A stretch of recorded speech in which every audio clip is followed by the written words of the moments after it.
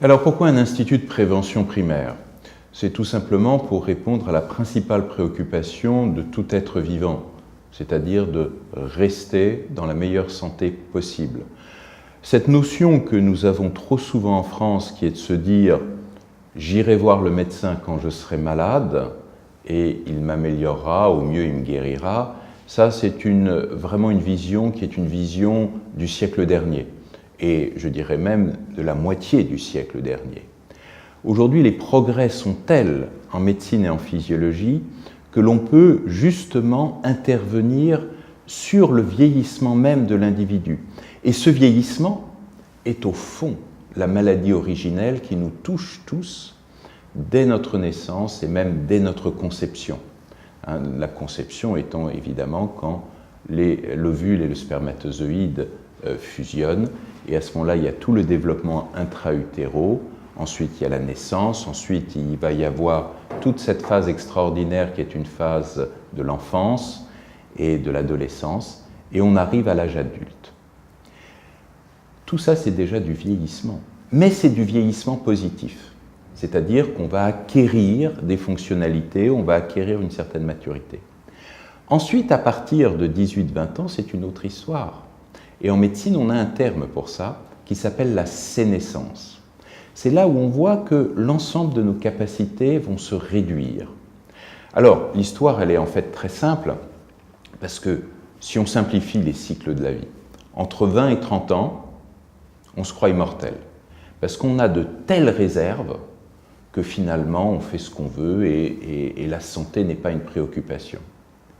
Entre 30 et 50, là, il y a 20 ans que moi, je qualifierais de hold-up temporel. Pourquoi ? Parce qu'entre la famille, entre le travail, il y a 20 ans que l'on ne voit pas passer. Et pendant ces 20 ans, là, on vieillit. On s'adapte, la vie est agréable, on fait plein de choses, on voyage, on peut jouer au tennis, au golf, on peut faire au foot, tout ce qu'on veut. Mais les choses bougent. Entre 50 et 60, là, tous les petits voyants qui étaient au vert passent à l'orange. La tension monte, mais on n'est pas encore hypertendu. Le sucre monte, mais on n'est pas encore diabétique, etc., etc. Chez les femmes, en plus, vous avez la ménopause à 50 ans, avec tout ce que ça implique de révolution hormonale, avec toutes les carences qui y sont attachées. 60-70, là, véritablement, le médecin devient le meilleur ami du patient. Pourquoi ? Parce que ces voyants qui étaient à l'orange passent au rouge. Et donc, du coup, il faut traiter l'hypertension, il faut traiter le cholestérol, il faut traiter le diabète, etc., etc. Je vous rappelle d'ailleurs une notion très importante qui est l'espérance de vie en bonne santé.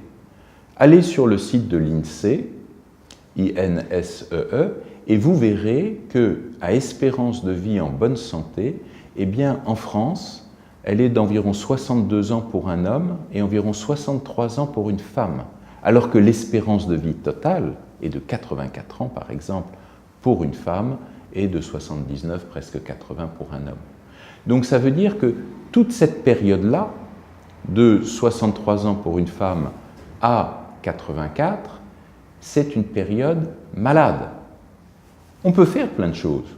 On peut être diabétique, aller faire ses courses, aller faire du sport, bien sûr, mais on n'est plus en bonne santé. Et ça, c'est une notion importante. Ensuite, la tranche d'âge 70-80, le véritable enjeu, c'est la perte d'autonomie. Est-ce que vous allez effectivement rentrer dans une perte d'autonomie et avoir besoin d'une tierce personne ou pas ?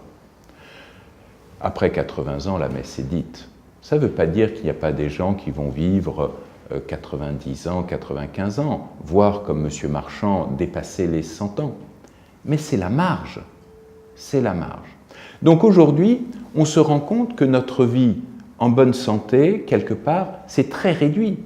Et que si on analyse la population française, qui vieillit, eh bien, on se rend compte qu'on bascule vers la maladie.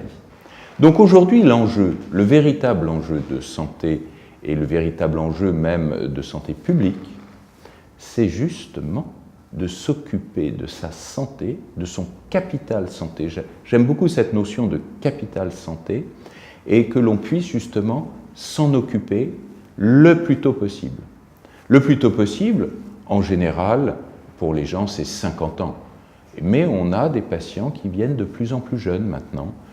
Nos plus jeunes ont 27 ans, parce qu'ils comprennent, ils ont des métiers très éprouvants, et ils comprennent qu'au fond, ce capital santé est la chose la plus importante pour eux, et que c'est aujourd'hui, maintenant, qu'il faut commencer à le gérer avec attention.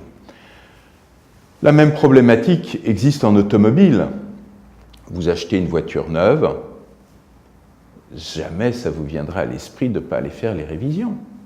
Vous n'allez pas attendre que votre voiture tombe en panne. Eh bien, ce qui est très curieux, c'est qu'on admet ça parfaitement pour une voiture et qu'on n'en prend pas conscience pour soi-même, sur son corps. Donc aujourd'hui, quel que soit votre âge, ça peut être jeune, ça peut être autour des 50-60, mais ça peut être aussi 80 ans. Quel que soit son âge, on peut faire quelque chose pour effectivement améliorer cette notion de santé. Travailler sur son capital santé, ça doit être la priorité de chaque individu aujourd'hui.